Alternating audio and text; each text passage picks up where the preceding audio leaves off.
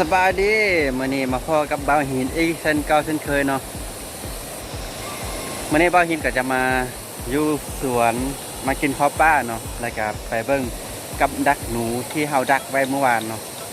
แล้วมื้อนี้บ่าวหินก็มากินข้าวป้าอยู่กระท่อมตัวนี้เนาะกระท่อมที่เฮาเคย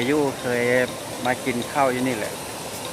แล้วบัดนี้เฮาก็จะไปเบิ่งกับดักหนูกันเลยเนาะว่ามันจะได้หยังเนาะถ้าว่าบ่ได้เฮาก็มื้อนี้เฮาก็บ่มีวัตถุดิบที่จะมาเฮ็ดเมนูหรือว่าหยังเนาะเฮาก็จะได้ไปเลาะเบิ่งเลาะเก็บผักเก็บหญ้าแถวสวนนี่เนาะมาเฮ็ดเป็นเมนูแล้ววันนี้เฮาก็จะไปเบิ่งกับดักหนูที่เฮาห้างไว้เมื่อวานเนาะว่ามันจะได้หรือบ่มากันเลย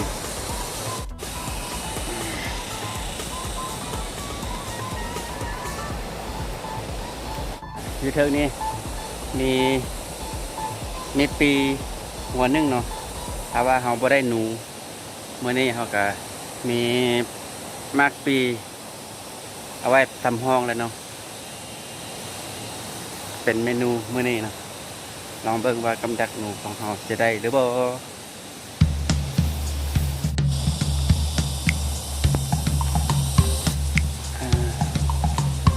ตัวนี้เนาะมาฮอดละตัวนี้บ่รัดเนาะบ่ทึกเนาะนี่เนาะบ่ทึก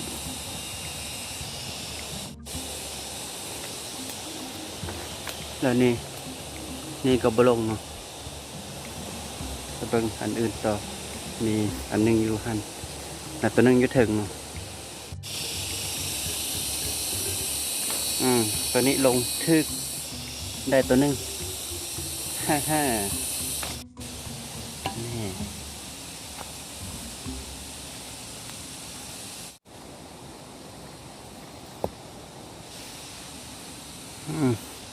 เห็นหอยตัวนึงเนาะได้หอยตัวนึงเนาะนี่ก็เป็นกินเนาะหอยเป็นหอยผาเนาะมันก็จะเอาไปเผากินมื้อนี้เนาะไปเบิกอันอื่นต่อยังอีกอันนึงอยู่ถึงเนาะอันสุดท้ายยังอยู่ถึงเนาะไปเบิ่งกันเลย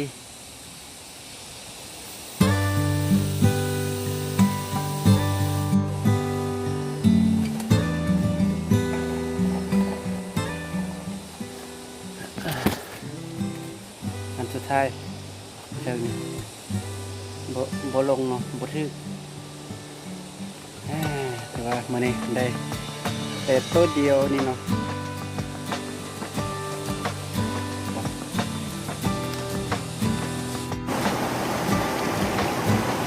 โอเคตอนนี้เราก็ลงมาฮอดที่พักของเราแล้วเนาะวันนี้เราก็จะมาเกียมก่อไฟดังไฟเนาะแล้วก็มาล่นหนูแล้วก็เตรียมเฮ็ดเมนูอาหารที่เราจะมาปิกนิกในมื้อนี้เนาะ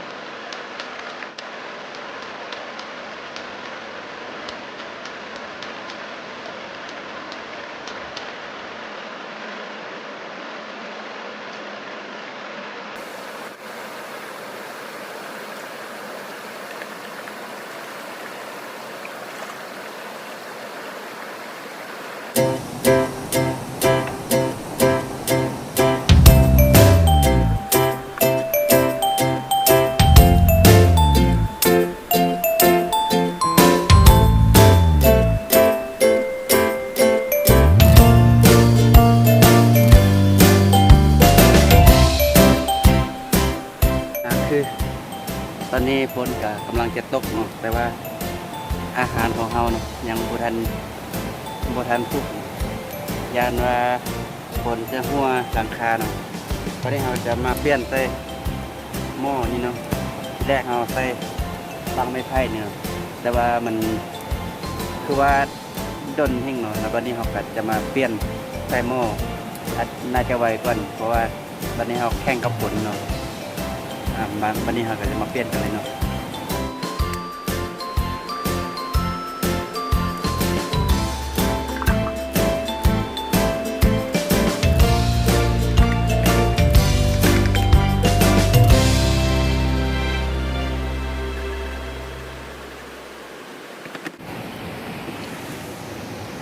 บัดนี้ก็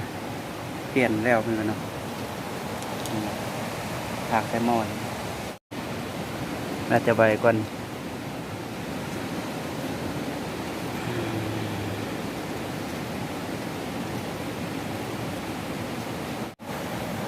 ตอนนี้ฝนก็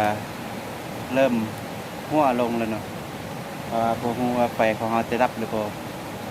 เบิ่งฝนลงเกตเบิ่งเนาะน้ำฝนหยดลง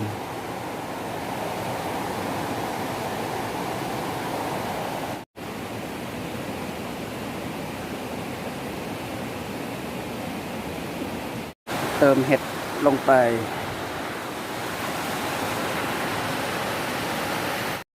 ตอนนี้เกิดปัญหาแล้วเนาะวันนี้เนาะไฟของเราเริ่มดับละเพราะว่าฝนลงเนาะลงทุกเนาะวันนี้เราจะแก้ด้วยการเอาใบตองเนาะมาปกไว้กันนะตอนนี้เราก็เอาใบตองปกไว้แล้วนะแต่มันก็การฝนได้ระดับหนึ่งแล้วเนาะเพราะว่าตอนนี้ไฟของเราก็ดับหมดละเบิ่งเลยอาหารเขายังไม่ทันสุกเท่าเนาะ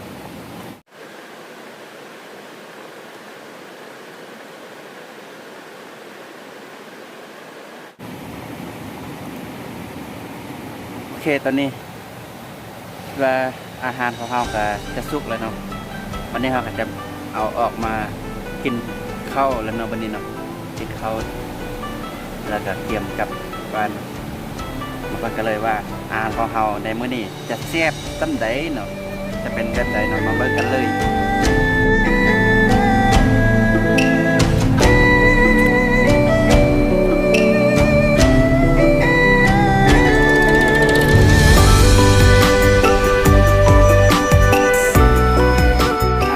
วันนี้ครับก่อนเวลาที่เราจะกินแล้วเนาะวันนี้นะมาลองชิมกันอันนี้ก็คือ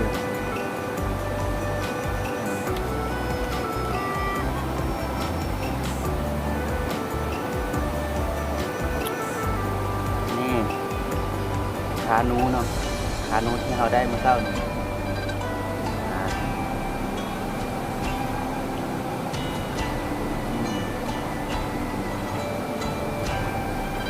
แซ่บอีเนาะ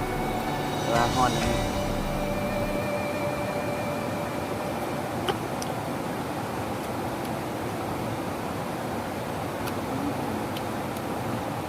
มีผักกับเนาะเป็นผักคม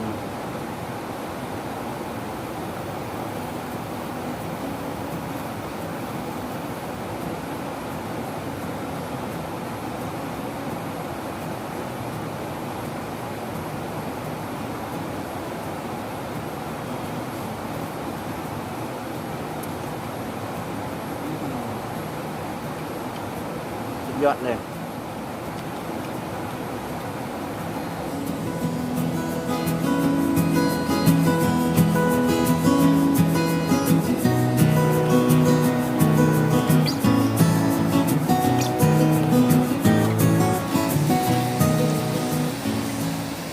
อะไรตอนนี้บ้าเฮงก็จะมาขอกินข้าวก่อนเลยนะวัน